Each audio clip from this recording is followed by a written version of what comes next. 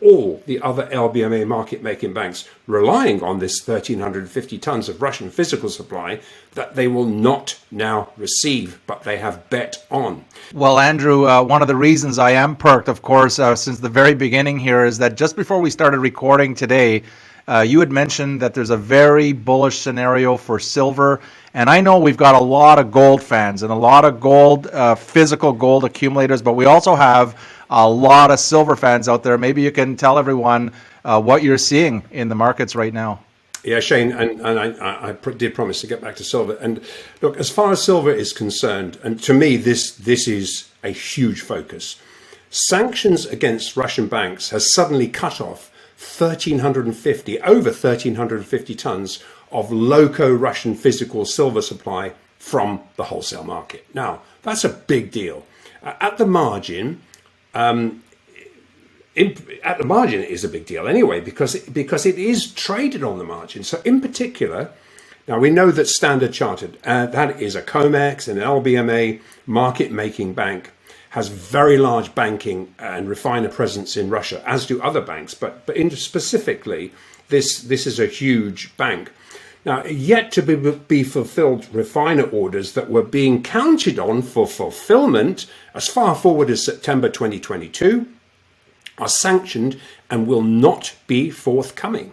So, I mean, that exposes billions of dollars of unbacked silver credit positions against a massive shortfall in physical supply. Now, this seriously impacts all the major market-making COMEX and over-the-counter liquidity providers, with a particular focus on Standard Chartered, who are directly exposed to very large Russian banking and refiner relationships. But this also exposes the Bank of America and Citi, and we've been looking at their SLV unallocated unbacked silver credit position. It exposes that to a potential default.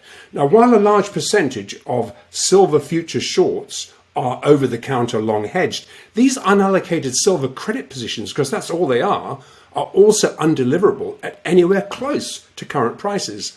And it's important to understand that. And the recent attention we've been drawing to the unallocated SLV silver credit flywheel, i.e. the ETF that we've been talking about, it's becoming embarrassing. But with blood in the water, if not squared up quickly, the sharks will scent a massive multi-billion-dollar arbitrage opportunity here. And one way or the other, silver is being underpriced. Now, yesterday, and now we are recording this on Wednesday, we evidenced a concerted efforts by shorts to pit close silver below a very important technical inflection level.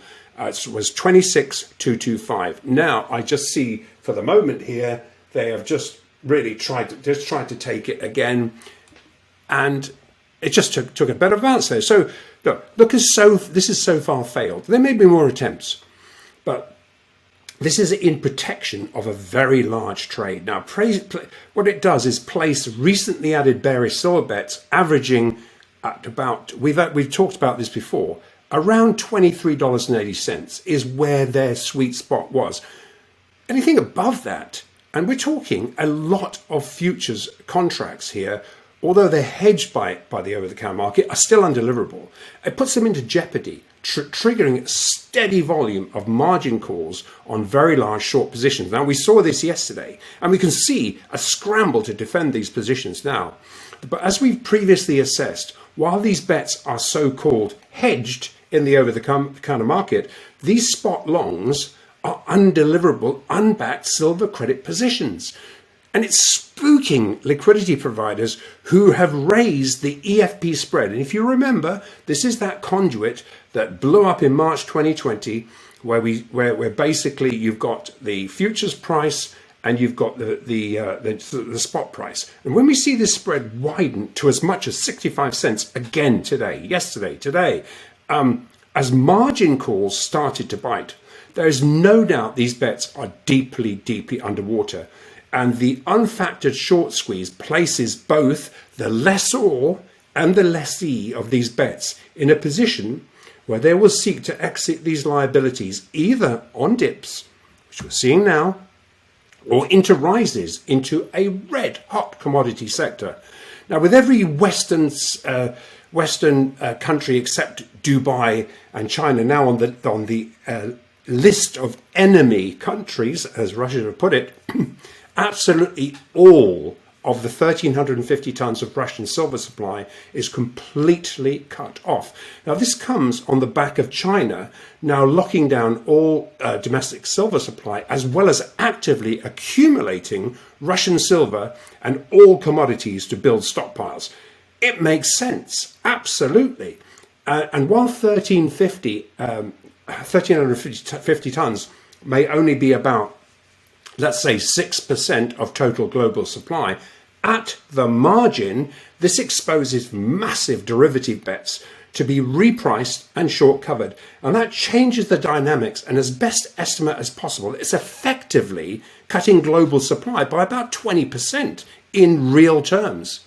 Now, institutional silver shorts have never factored in these events are going to want, and they're going to want to exit. They just didn't see this coming. They're going to want to exit the paper market shorts, as the COMEX EFPs that we've just described will be increasingly sourced for delivery. So currently, COMEX is trying to protect COMEX by expanding these EFP spreads to a massive 65 cents. What's that, $3,200 a contract? I mean, in spread, this is telegraphing a major issue. This is already arbitrable.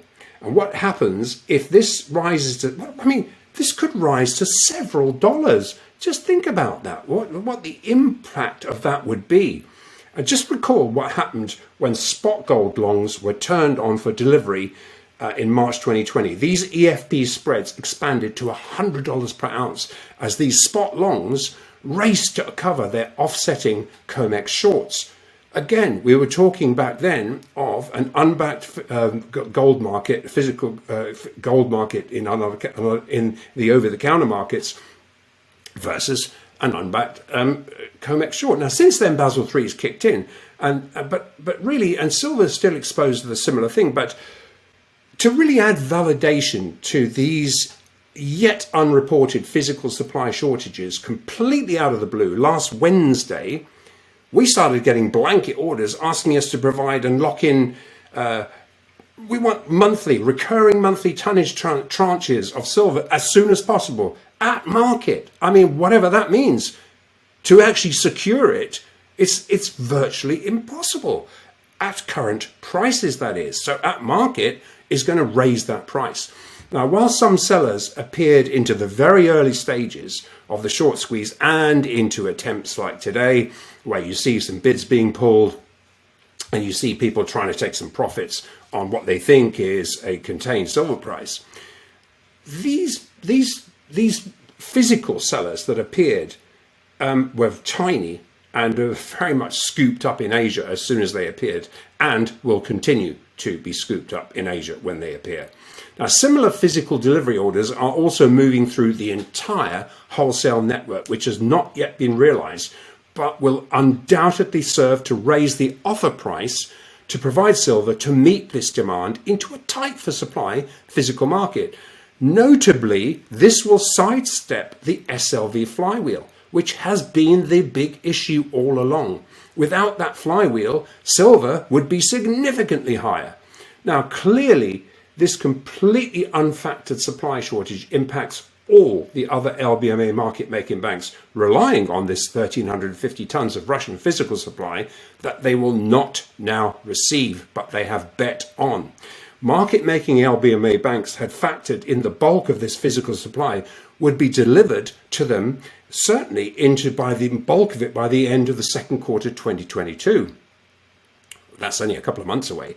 And footprints indicate these market-making LBMA banks had placed positive carry, unbacked derivative bets against the expected supply, fully expecting to contain that price into this paper squaring event. So if you forward sell in the spot market, you tend to get a positive carry on silver.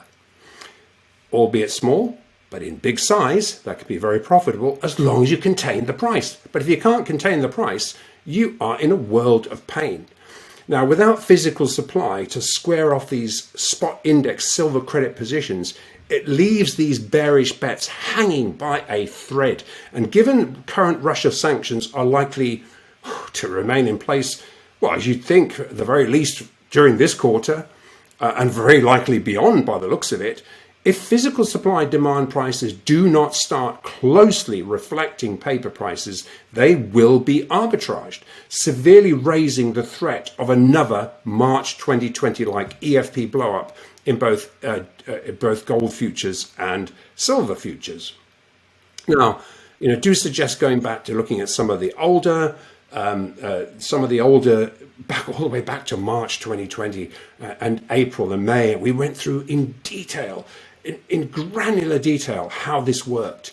Now, albeit it was rising for a different reason, it was nevertheless a physical supply shortage that caused the March 2020 paper to physical EFP blow-up in both gold and silver.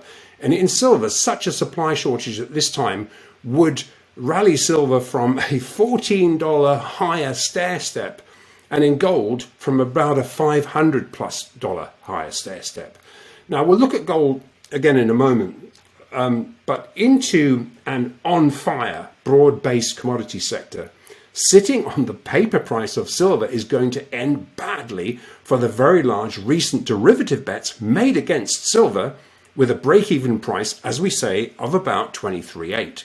Now, I'm not suggesting that on the scale of the 24-hour 250% rise in nickel on that short squeeze and the LME margin extensions and essential defaults but extensions. But if in doubt,